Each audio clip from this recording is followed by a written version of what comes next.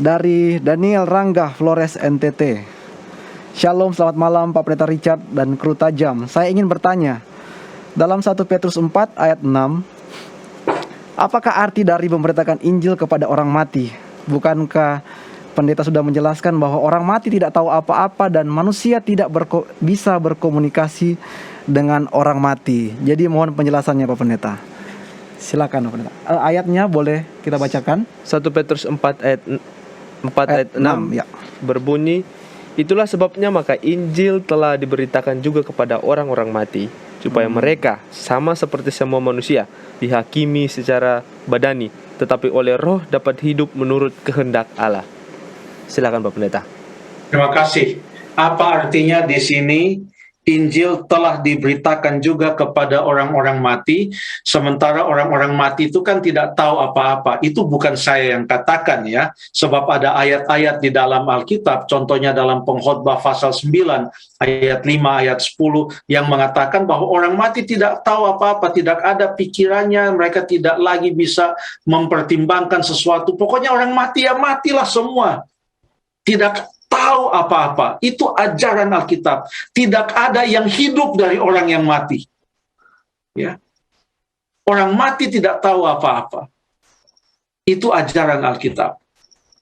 Sekarang pertanyaannya, kalau begitu apa yang dimaksudkan oleh 1 Petrus pasal yang keempat, ayat yang ke-6?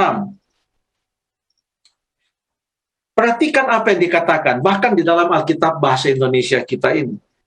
Itulah sebabnya, maka Injil telah diberitakan juga kepada orang-orang mati, supaya mereka sama seperti semua manusia dihakimi secara badani, tetapi oleh roh dapat hidup menurut kehendak Allah.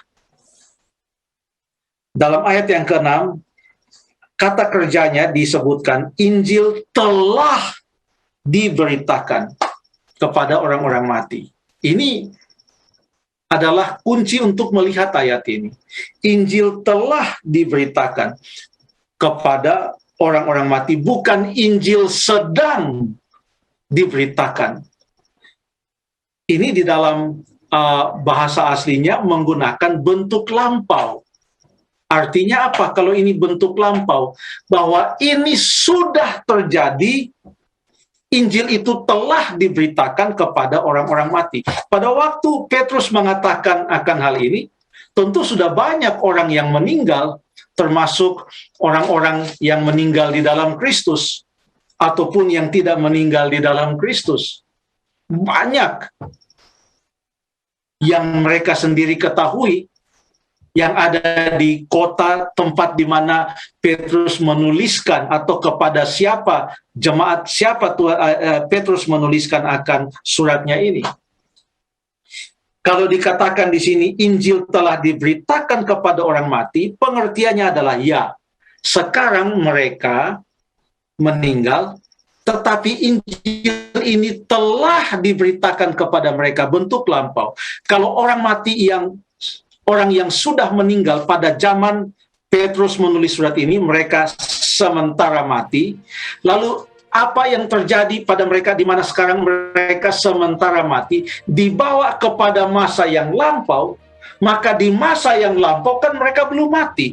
Memang waktu ditulis mereka sudah meninggal. Tapi di masa yang lampau, pada saat Injil itu telah diberitakan kepada mereka, waktu itu mereka masih hidup. Mereka mendengarkan Injil itu.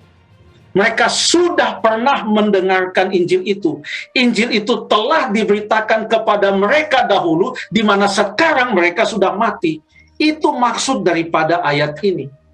Jadi jangan kalau ayat ini mengatakan Injil telah diberitakan kepada orang yang sudah mati, kita mau ganti itu dengan mengatakan Injil sedang diberitakan kepada orang yang mati. Tidak pernah. Alkitab tidak pernah mengajarkan Injil sedang diberitakan kepada orang-orang yang mati. Tidak. Tapi Injil telah diberitakan kepada orang-orang yang sekarang ini sudah mati. Telah artinya, saya ulangi sekali lagi, telah artinya dulu waktu mereka hidup, mereka sudah pernah dengar. sekarang ini tidak sedang diberitakan kepada mereka. Itu sudah terjadi dahulu pada waktu mereka masih hidup. Terima kasih.